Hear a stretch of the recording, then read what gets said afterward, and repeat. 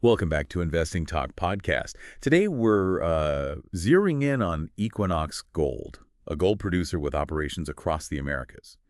You sent over a really interesting collection of information on this company, and our goal today is to sort of extract the crucial insights, help you understand what's influencing their performance and, what their future might look like. And it's quite a mix of sources we have here. Company overviews, recent news, some pretty detailed financial analysis too. Good. So we should get a pretty well-rounded picture. I think so. We'll look at their business model, how they've been doing financially lately, strengths, weaknesses, of course. Where they fit in competitively. Right. And what's next, especially with that merger announcement that's been in the news. Okay, let's start with the basics then. Their business. So Equinox Gold, they're focused on gold production. Primarily in Canada, the U.S., Brazil, and Mexico. Listed on the TSX and NYSE American. Under EQX. And their strategy seems to be about growth, expanding production through, exploration, development, and buying up assets. Pretty standard playbook for a mid-tier producer, really. But yeah, the main product is gold. That focus on the Americas is interesting, though, isn't it? It is. Unlike some bigger players who are spread all over, Equinox is concentrated here. That could be good if the region's economies are doing well. But maybe riskier if there are specific regional issues, like, say, regulatory changes in one country. Precisely. A change in Brazil's mining laws, for example, could hit them harder than a company with mines in, say, Africa or Australia, too. Okay. Let's talk about the stock. How's the market viewing them? Looked like some positive buzz earlier this year. There was. The stock hit a new 52-week high back in February 2025. Got up to $10.22, actually. Wow. That usually signals some strong investor confidence, right? It often does, and it likely tied into that merger news we'll get to, but, it's a mining stock. So volatile. Oh, yeah. You see that over the past year. Pretty typical for the sector. Swings with gold prices, operational news, the usual stuff. Right. And speaking of operations, their 2024 results looked quite good. Record production, I saw. They did. Pulled out 621,893 ounces of gold. Sold slightly more, actually, 623,579 ounces. And that brought in significant revenue. $1.5 billion. And generated $430.2 million in operating cash flow. That cash flow number sounds healthy. Shows they're making money from the actual mining. It does. And they finished the year with a decent cash pile, too. $240 million in cash and equivalents. Gives them flexibility. And the margins look strong as well. EBIT margin over 43%. And pre-tax profit margin around 16%. Those are solid numbers. The EBIT margin, earnings before interest and taxes, being that high, well, it suggests they're pretty efficient at the mine level, controlling those direct costs. Leaves a good buffer before interest and taxes kick in. Exactly. It's quite robust for a gold producer. Okay, so strong financials overall for 2024. But I did see a note about a potential problem. The Los Filos mine in Mexico. Yes. That's definitely a point of concern. Operations there are suspended indefinitely. Indefinitely. Wow. It's down to community agreements. Their land access agreement with one key community, Carrizalo, expired end of March 2025, and they haven't reached a new one. Even though they have agreements with other communities nearby. Right. They secured deals with 2 others, but without Carrizalo, the whole operation is stopped. It happened after March 31st. That sounds like it could seriously impact production targets, a big red flag. It absolutely could. It really highlights how vital those community relationships are in mining. You can have great geology, but if you can't get access... And of course, the other ongoing risk is just gold prices themselves, right? Always. Stock price is very sensitive to that. Doesn't matter how well they run things. If gold tanks, profits and the stock usually follow. Okay, but it's not all risk. There are strengths. That merger you mentioned with Calibre Mining, that sounds like a major strategic move. It really is. Announced February 23rd, 2025. The plan is to combine forces, create a much larger, Americas-focused gold company. They're calling it New Equinox Gold. And that combination, what's the real benefit?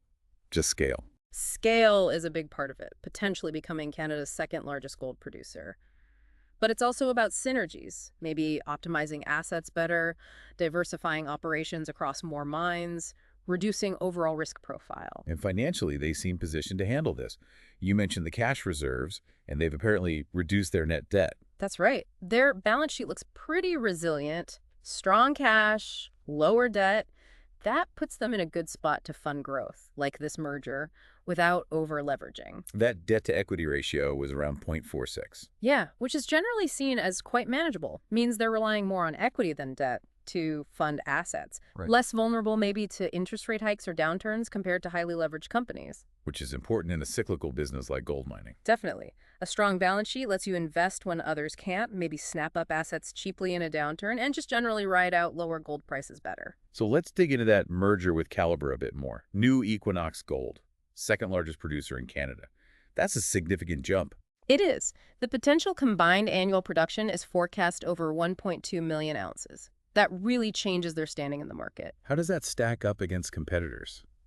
You see names like B2Gold, IME Gold, Kinross Gold mentioned. They all have different profiles. Yeah. B2Gold, for instance, is more global, operations spread out. IM Gold seems more focused on exploration and development. Yeah. Building the next generation of mines. Correct. And Kinross is just bigger overall, a major global player with a strong Americas presence too. So where does Equinox, or this new Equinox, find its edge? I'd say it's that strategic focus on growth within the Americas and the sheer production increase and diversification that comes with the merger. That's their main competitive angle right now. Okay, looking forward then.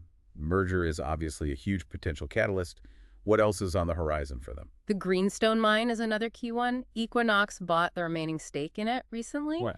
And the expectation is that a full year of production from Greenstone in 2025 will add significantly to their gold output and, importantly, their cash flow. So 2025 could be a big year operationally, assuming Greenstone ramps up as planned. Potentially, yes. That could really solidify their financial performance this year. But we have to circle back to those risks. That Los Filos suspension, it just hangs there, doesn't it?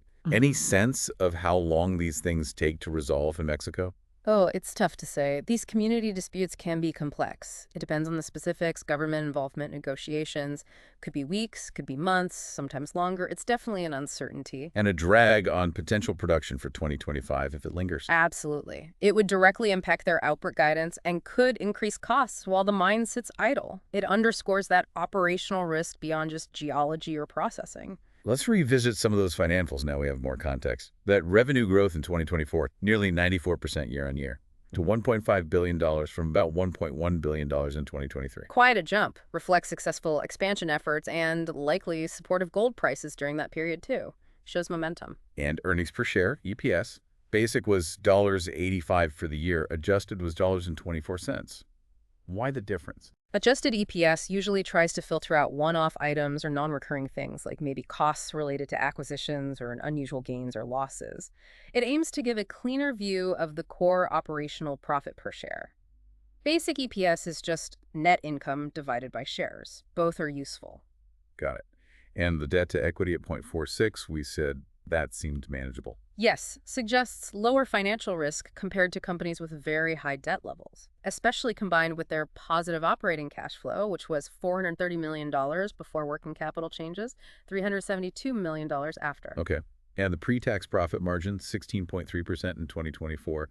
That points to decent efficiency. It does. Suggests that after covering operating costs, a good chunk of revenue is flowing through to pre-tax profit. Shows they're managing costs effectively in their core business. One other metric you flagged was the price-to-book ratio, around 0.92. That's below 1. Right, and sometimes a PB below 1 can suggest the market might be valuing the company at less than its accounting book value, its net assets. Potentially undervalued. Potentially. But you always have to dig deeper. Is the market worried about something, like Los Filos? Or future profitability?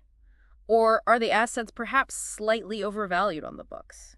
It's a starting point for investigation, not a definitive answer. So bringing it back to competitive advantage, it seems like it's a combination of trying to be efficient, manage costs. Cost leadership is key. Keeping cash costs and all-in sustaining costs, AISC, helps them weather gold price dips. And just growing their market presence, becoming a bigger player through things like Greenstone and the Calibre merger. Exactly. Increasing scale and production strengthens their position. Okay, so let's try and wrap this up for everyone listening. Equinox Gold. It looks like a company really pushing for growth, doesn't it? It certainly does. Strong financials recently, that big merger potentially changing the game. But with definite things to watch out for. That Los Filos uncertainty is a big one. And the ever-present gold price volatility. Those are the main headwinds, I'd say. The strategic direction seems clear, though. Consolidate, grow within the Americas, become a much bigger entity via the Calibre deal. And getting that full contribution from Greenstone in 2025 could really underpin their finances if it goes smoothly. So, for listeners, it's probably worth keeping a close eye on how Los Feliz develops, or doesn't, and the progress of that merger integration. Absolutely. And maybe check out some analyst reports for their takes too. Understanding those dynamics is key to figuring out where Equinox Gold might be headed. We hope this discussion has been helpful in breaking down the key aspects of Equinox Gold. If you found this useful, please do subscribe, like, and maybe leave a comment. We appreciate the feedback. It helps us make these discussions as valuable as possible for you. Thanks for tuning in.